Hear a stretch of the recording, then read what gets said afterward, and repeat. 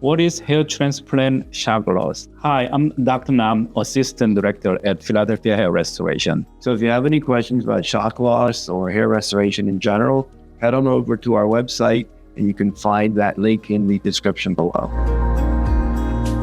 Shock loss is hair falling off after the hair transplant.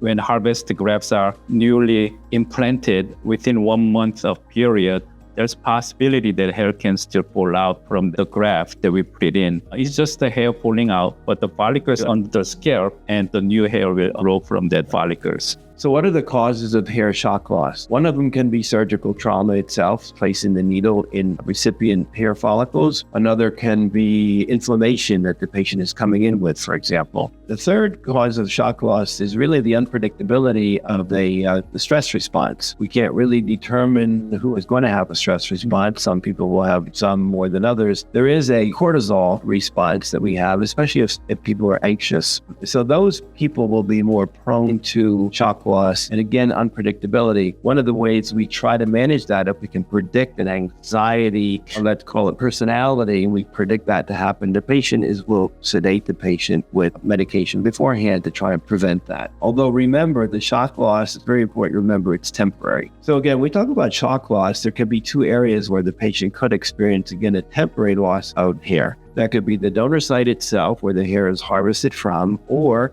the recipient area where the hair ends up. Shock loss does not have to be discriminatory, if you will.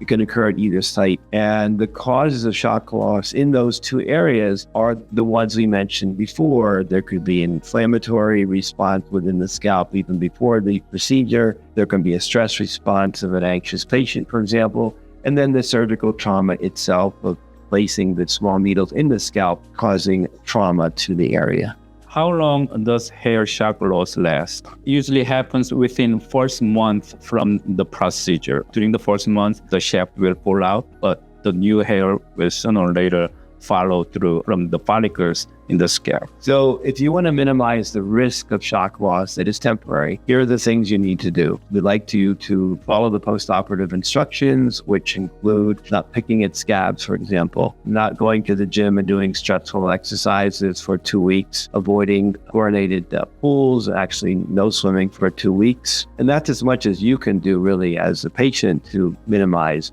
the effects of the temporary shock loss of hairs. If you do experience shock loss, how long will it take for the hair to grow back permanently? So shock loss, again, remember, is a momentary or temporary event. We discussed before that it occurs within the first months of hair transplantation. Therefore, you can expect the regrowth or the continuation of the growth of the follicles to start about a month later. And that's when the hair is going to start growing again, and you can be assured that you have lost nothing due to this temporary shock loss of just hair, but not the follicles.